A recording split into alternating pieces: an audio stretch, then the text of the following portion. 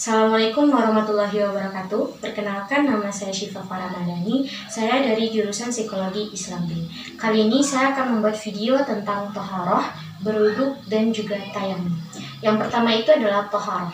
Toharoh sebagaimana kita ketahui itu adalah artinya bersuci. Bersuci yang bagaimana? Yaitu bersuci dari hadas besar maupun hadas kecil. Apa itu hadas besar dan hadas kecil? Hadas besar itu bisa berupa seperti mimpi basah, haid atau nifas, maupun berhubungan badan dengan suami istri. Apa itu? Sedangkan hadas kecil itu bisa seperti buang air besar maupun buang air kecil. Nah, dalam Islam, ketika kita ingin melaksanakan ibadah kepada Allah Subhanahu wa Ta'ala, yang terlebih dahulu kita harus lakukan itu adalah toharoh, yaitu bersuci dari hadas besar maupun hadas kecil. Pada zaman dahulu, orang melakukan toharoh itu bisa dengan dedaunan ataupun bebatuan. Tapi pada zaman sekarang, kita sudah bisa melakukan toharoh itu dengan air yang suci, yaitu air yang mengalir. Nah, selanjutnya saya akan menjelaskan bagaimana cara kita berwudu. Untuk kita melaksanakan ibadah kepada Allah, terutama untuk melaksanakan sholat, yaitu sholat fardu, kita harus melakukan wudhu terlebih dahulu. Setelah kita melakukan toharoh bersuci dari hadas besar dan hadas kecil, selanjutnya kita masuk ke tahap berwudhu. Berwudhu ini ada beberapa cara, saya akan jelaskan. Yang pertama itu adalah dalam berwudhu kita harus melafazkan niat atau mengucapkan niat untuk berwudhu. Niatnya seperti apa? Seperti ini. A'udzubillahi minasyaitonirrajim. Bismillahirrahmanirrahim. Nawaitul wudu'a li raf'il hadatsil asghari fardalillahi ta'ala. Setelah kita membacakan niat wudhu seperti yang tadi saya bacakan, kita lanjut kepada tahap selanjutnya, yaitu di mana tahap pertama itu berkumur-kumur. Apa gunanya kita berkumur-kumur? Itu adalah untuk membersihkan sisa-sisa makanan yang ada dalam mulut kita. Karena dalam kategori ini kita akan menghadap kepada Allah Subhanahu wa Ta'ala, otomatis kita harus suci terlebih dahulu. Kita akan berkumur sebanyak 3 kali seperti ini.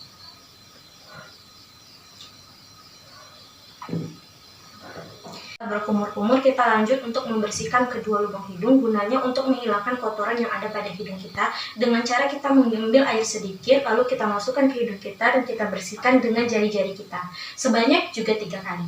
Selanjutnya, setelah kita membersihkan kedua lubang hidung kita, barulah kita lanjut kepada inti dalam berwudu, yaitu membasuh muka kita. Membasuh muka kita seperti mana? Yaitu dari pangkal kepala sampai di bawah dagu ini. Jadi kita mengambil air, lalu kita siram dari sini sampai ke bawah ini sebanyak 3 kali. Tidak ada boleh yang tertinggal atau terlupakan. Setelah kita membasuh muka sebanyak 3 kali, kita lanjut kepada membasuh tangan. Membasuh tangan ini dalam berwudu kita itu dari siku hingga ke ujung jari tangan, yaitu dimana kita mengambil air, lalu kita alirkan air kita dari siku sampai ke bawah sebanyak 3 kali juga. Lebih afdolnya kita memulai dari kanan terlebih dahulu. Setelah 3 kali dari kanan, kita lanjut ke sebelah kiri untuk membasuhnya dari siku sampai ke ujung jari.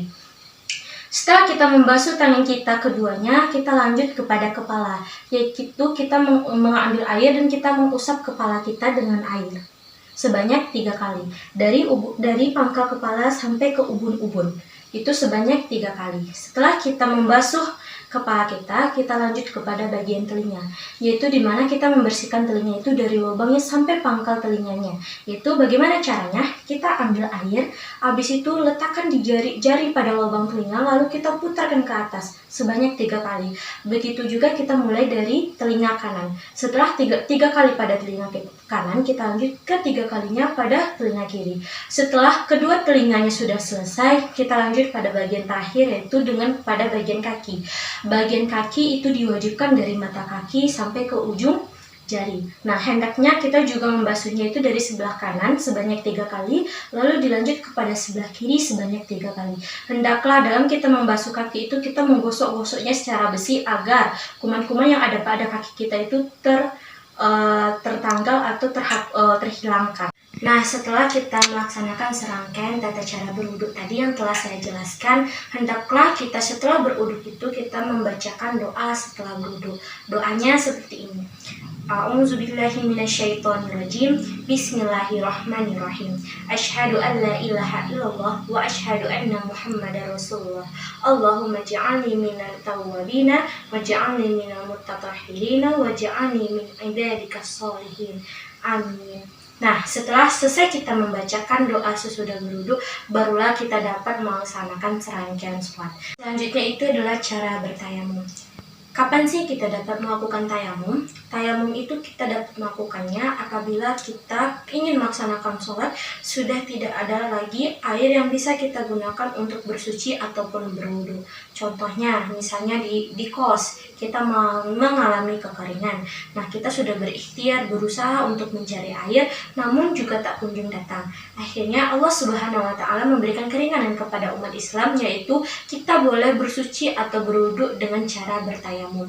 Bagaimana caranya? Saya akan menjelaskan. Bertayamum itu tidak sepanjang bagaimana kita cara berwudu. Bertayamum itu pastinya yang pertama kita harus berniat. Apa yang kita gunakan niatnya? Niatnya sama dengan bagaimana kita cara berwudu tadi. Kita dapat menggunakan niat berwudu kepada niat untuk bertayamum. Nah, setelah kita selesai membacakan niat, hendaklah caranya itu adalah kita mencari debu ataupun kita boleh menempelkan kedua tangan kita kepada dinding. Misalnya kita tempelkan kepada dinding, lalu kita hembuskan, lalu langsung kita usapkan kepada seluruh wajah kita. Itu seluruh wajah itu adalah dari pangkal kepala ini sampai ke bawah dagu. Nah, setelah kita usap, kita ambil kembali, kita tempelkan tangan kita kepada dinding, lalu kita hembuskan, lalu kita usaplah debu tadi kepada kedua tangan kita. Nah, cukup sampai sekian dengan cara bertayamum.